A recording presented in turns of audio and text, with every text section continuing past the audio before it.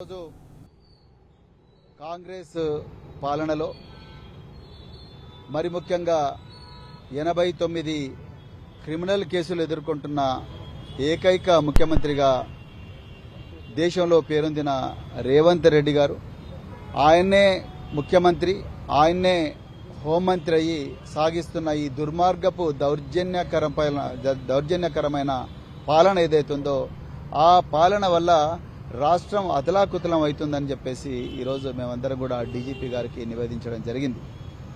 మరి ముఖ్యంగా ఈ మున్సిపల్ ఎన్నికల సందర్భంగా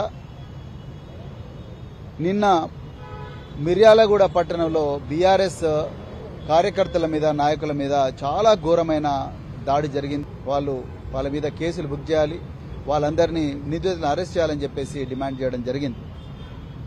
అదేవిధంగా రేపు జరగబోయే కౌంటింగ్ దృష్ట్యా మరి బీఆర్ఎస్ కార్పొరేటర్ ఎవరైతే ఉన్నారో ఆ కార్పొరేటర్లందరి మీద కౌన్సిలర్లందరి మీద కూడా కాంగ్రెస్ నాయకులు పెద్ద ఎత్తున కూడా దాడి చేసి వాళ్ళందరినీ కూడా కిడ్నాప్ చేసే ప్రయత్నాలు ఇప్పటి నుంచే మొదలుపెట్టారు అని చెప్పేసి మరి వాళ్ళకు కూడా ప్రొటెక్షన్ ఇవ్వాలి అని చెప్పేసి కూడా మేము ఈరోజు మరి డీజీపీ గారి కార్యాలయాన్ని మరి నివేదించడం జరిగింది. వారు కూడా అన్ని జాగ్రత్తలు తీసుకుంటామని మాకు చెప్పడం జరిగింది.